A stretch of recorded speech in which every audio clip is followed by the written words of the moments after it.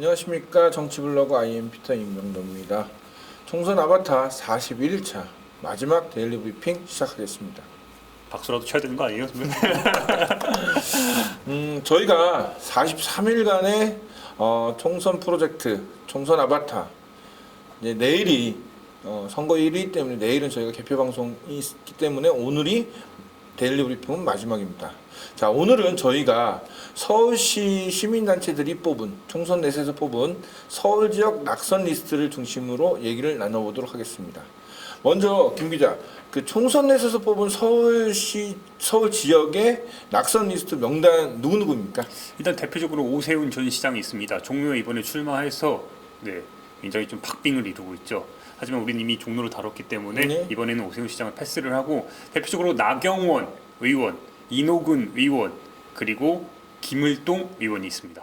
자, 저희가 나경원 후보를 만나기 위해서 많이 애를 썼습니다. 그런데 뭐 저 일정도 있고 뭐 나 후보도 바쁘시고 그래서 만나지 못했는데 나 후보가 왜 언론을 자꾸 피하죠?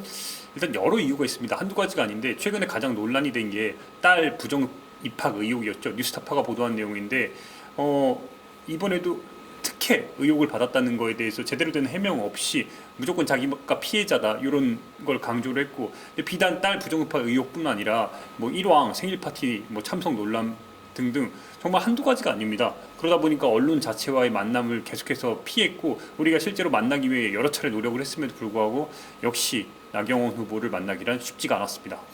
나경원 후보의 가족 얘기는 뭐 다른 언론에서 많이 나왔고, 지금 나경원 후보의 이제 현수막 문구나 공약지를 보면은 강남 사구 인류 동작, 동작인지 이게 강남인지 그렇죠. 이제 헷갈릴 정도인데. 그러니까 선배 말대로 서초, 강남, 방배 이 세 곳인데, 아니 동작에 출마했는데 동작이 어떻게 강남으로, 강남 4구라고 지금 표현을 했습니다. 이게 이제 어떤 면에서는 강남을 어떤 뭐 이렇게 추앙하는 것처럼 뭐 동작구민들한테 우리도 강남처럼 될 수 있다, 이런 식의 그 공약은 오히려 강남 동작구 주민들에게, 저도 이제 예전 동작구 살았는데 동작구민은 좀 무시하는 거죠. 왜 동작만에 잘 살 수 있는 방법도 여러 가지인데 왜 굳이 강남이 무조건 좋은 거라고 따라간다는 거, 이거는 좀 아닌 것 같고, 이게 일부 언론에서 나오지 않았는데 나경원 후보의 그 재산 목록을 보면은 특징이 하나 있어요. 그러니까 동작구의 전세, 임차권을 하나 빼놓고는 다 동부 이천동 내지는 이제 서울시 외곽, 그러니까 뭐 한마디로 강남, 뭐 강북 이런 좋은 요지의 땅에 재산이 다 있어요. 이건 뭐냐면은 동작에 산다고 하지만은 동작은 그저 잠시 거주하고 있을 그렇죠. 뿐. 이게 뭐냐면 자기가 진짜 동작에서 평생 살고 뭐 제대로 동작을 한다면은 모든 재산이 동작에 있어야 되죠. 그러면은 동작구에 내는 그러니까는 재산세나 이런 부분도 다 다른 데다 내는 거잖아요. 이런 식으로 하면서 괜히 동작을 위해서 모든 걸 할 수 있다는 그런 식의 공약과 말과 행동은 좀 아니다 싶습니다. 두 번째로 우리가 살펴볼 사람은 이노근, 서울 노원구 갑에 출마한 이노근 후보입니다. 이노근 후보 영상 한번 보시겠습니다. 4대강 했지 않습니까? 그럼 4대강 국회에서 보가 무너진다고 그러는데 이미경 의원이 보가 무너지느냐 이 말이에요. 지금 막 보가 무너질 것처럼 보 안 무너졌지 않느냐. 그래서 4대강 어차피 국책 사업을 했잖아요. 그러면 잘된 측면도 있을 거고 잘못된 측면도 있을 거란 말이에요. 잘못된 측면은 보완을 해가지고 더 잘 하게 해야지. 그게 책임 있는 공직자의 의무지. 그걸 같이 부안회정해가지고 잘못된 거 그것만 이야기하면은 그 뭐예요? 개선할 수 있는 방안을 갖다가 저기를 하고 그래야지.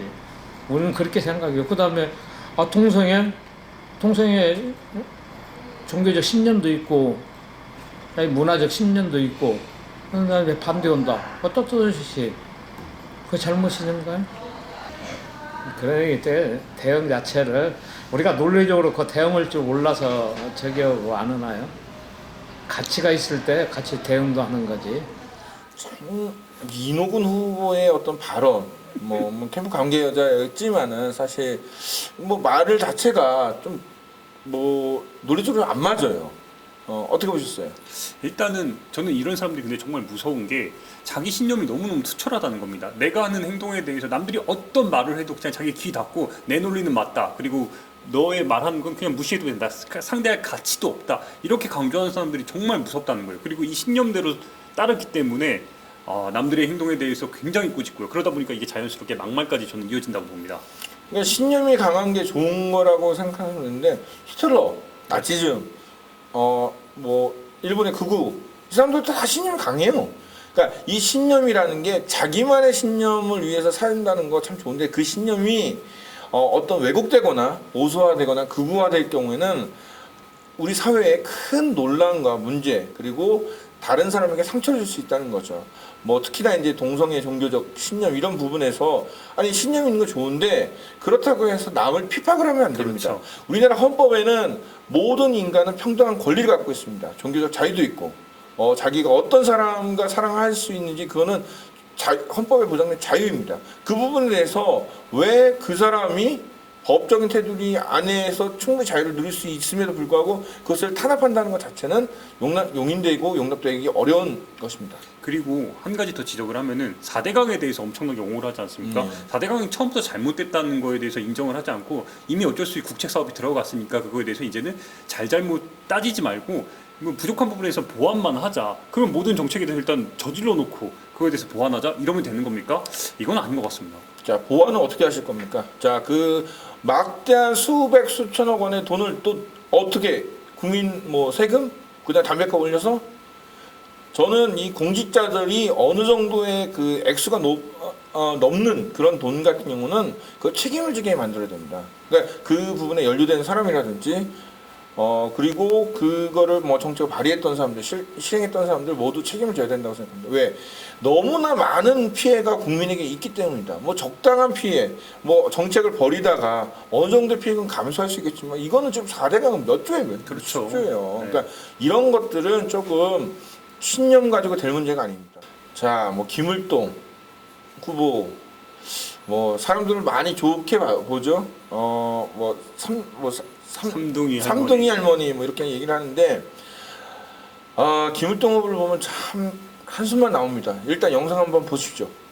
이 김을동 여러분께 단연코 말씀드리는데 이번 선거는 자유민주주의 이념을 가진 그러한 세력과 진정한 총파의 일꾼을 뽑은 것이냐 또한 아니면은 사사건건 국가를 부정하고 국가 이익에 반했던 운동권 세력을 뽑을 것이냐 하는 중차대한 그러한 선거입니다. 존경하는 송파 국민 여러분, 광화문 광장에 태극기를 거부하는 세력, 김정은 협박에도 개성공단을 재가동시키겠다며 굴욕적 퍼주기로 평화를 구걸하는 세력, 국가 안보를 지키고자 반국가적 활동에만 매진하는 세력, 국민의 일자리, 먹거리 창출을 위하는 법안까지 사사건건 발목만 잡는 것으로 일관하는 그러한 세력, 이렇게 무책임하고 무능한 세력에게 여러분 이 지역과 이 나라를 맡기셔야 되겠습니까? 안전자. 자, 영상 보시면 아시겠지만 태극기가 휘날리며 뭐 애국심을 강조하고 무슨 뭐 각 집안의 얘기가 다 나오는데 자, 태극기 흔든다고 애국자입니까? 아닙니다.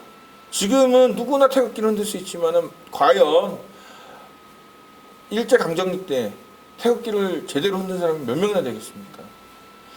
자, 우리가 이 김을동 후보를 볼 때 두 가지를 생각을 해야 됩니다. 삐뚤어진 애국, 두 번째 언론의 이미지를 가지고 선거에 그대로 이용하는 그런 어떤 잘못된 부분들. 자, 그러면은 먼저 우리가 삐뚤어진 애국심에 대해서 한번 얘기를 나눠보도록 하죠. 일단 여기서 좀 우리가 짚어야 될 점이 뭐냐면은 김을동 후보 자체가 태극기를 너무 과하게 사용했습니다. 이 때문에 선관위에서 태극기를 사용을 좀 자제해달라. 특히 홍보 수단으로서 태극기 사용을 좀 자제하라고 이야기를 했습니다.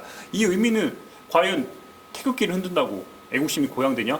이걸 마치 등가로서 보고 있다는 것 자체가 저는 좀 문제 지적을 하고 싶고요. 그리고 현수막에다 이것도 지금 교체를 했는데 김자진 장군의 얼굴과 김두한 그리고 전 의원, 그리고 아들 송일국 씨 3동기까지 쭉 박아놨습니다. 본인은 어디 있습니까?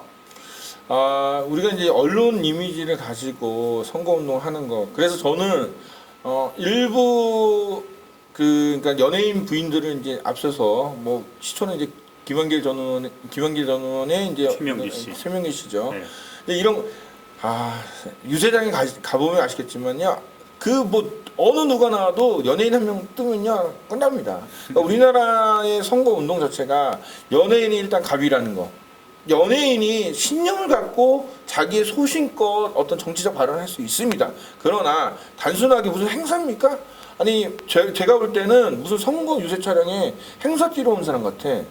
그러니까 그럴수록 우리의 유권자 수준 떨어진다고 사람들이 보는 거고 그 정치인들이 그걸 이용하는 겁니다. 야 너네들은 뭐 정책 필요 없어. 너네들은 그냥 유명 가수들 좀 인기 있는 가수들 갖다가 음악 노래 한 곡 딱 틀어주면은 너네 나 뽑을 거 아니냐. 이런 식의 대접을 여러분 스스로 만드는 거죠. 그리고 송파가 상대적으로 좀 이렇게 부유한 지역 아닙니까? 그러다 보니까 상대 후보에 대해서 굉장히 종북이나 운동권이라고 이야기를 하고 있어요. 이 부분을 강조를 하는데 저는 이 부분이 좀 의심스럽습니다. 상대 후보가 남인순 후보인데 아니 얼마나 남인순 후보가 뭐 종북주의자입니까? 이거에 대해서 확인되지 않은 내용에 대해서 이렇게 매도하고 운동권을 뽑지 않은 게 자기를 선택해줌이 너무너무 대한민국 애국의 길이다? 이렇게 말하는 후보가 어디 있습니까 도대체? 그러니까 지금 종북좌파라는 얘기를 유세체에서는 안 해요. 뭐라면 운동권. 네. 그러니까 이게 뭐냐면 운동권 입구로 종북좌파. 그러니까 종북좌파를 쓰면은 이제 선거법이나 이런 게 걸리니까는 운동권이라는 얘기 쓰는데, 그러니까 운동권이라는 말 자체가 조금 고민을 하셔야 되는 게 뭐냐면은 우리가 민주화 운동을 했기 때문에 지금 여기까지 온 겁니다. 6.29 선언 어떻게 됐습니까? 다 민주화 운동을 해서 벌어진 겁니다. 4.19 그것 때문에 그렇죠. 이승만이 나간 것이고 그 의거와 운동이 있기 때문에 된 거죠. 이게 정말 선배 상황이 아이러니한 게 민주화 운동 때 그 운동권 소위 말하는 운동권 세력들이 들고 나왔던 게 뭡니까? 태극기 아닙니까? 그래요. 이들이 민주화 운동하면서 들고 다니고 가슴 속에 품었던 게 태극기고 6월 항쟁 비롯해서 전부 다 태극기 5.18 때 다 태극기를 들고 나온 사람들에게 정말 아이러니해요. 자기가 지금 태극기를 이렇게 강조하고 있다는 것 자체가. 좀 김을동 후보가 착각하는데 아버지 김두한을 괴롭히고 고문한 사람 누군데 박정희 자기 아버지를 고문하고 정부에 끌고 간 사람인데 뭐 어떻게 어떻게 보면 아버지 원수거든요. 아버지 원수 밑에서 그걸 추앙하면서 그렇게 살아가는지. 이런 말 있죠. 뭐 아버지의 원수와는 하나에서 살아갈 수 없다 그러는데 참 마음이 넓은 건지 아니면은 정치적인 야심 때문에 그렇게 무릎을 꿇고 살 수 있는 건지 모르겠지만은 참 대단하신 분입니다. 총선 아바타 43일간의 프로젝트가 내리면 막을 내립니다. 총선 아바타 팀은 42일 동안 제주를 출발해서 전국 30여 개 도시를 돌아왔습니다. 드디어 내일 투표 당일 저희가 오후 2시부터 투표 동료 방송을 오후 6시부터 개표 방송을 합니다. 저희의 열악한 장비와 인력 가지고 한다는 건 참 무리입니다. 그러나 쇼미더 청소년이라는 이 제목을 가지고 여러분들과 함께 많은 사람이 보지 않아도 적은 인원이라도 함께 충분히 총선을 즐기며 같이 후보자를 검증하고 또 결과를 예상하는 정말 재미있는 그런 방송을 하려고 합니다.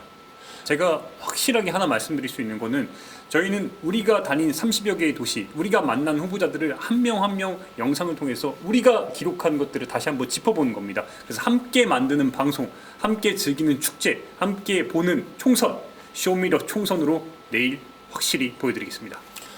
오후 2시부터 개표가 마칠 때까지 저희는 대략 한 10시간 정도 생각을 하고 있는데 이 10시간 동안 여러분들과 함께 쇼미더 총선 같이 했으면 좋겠습니다. 근데 뭔가 힙합 버전? 그날 총선 아바타 42일차 마지막 데일리 브리핑 이만 마치겠습니다. 시청해주신 여러분 고맙습니다.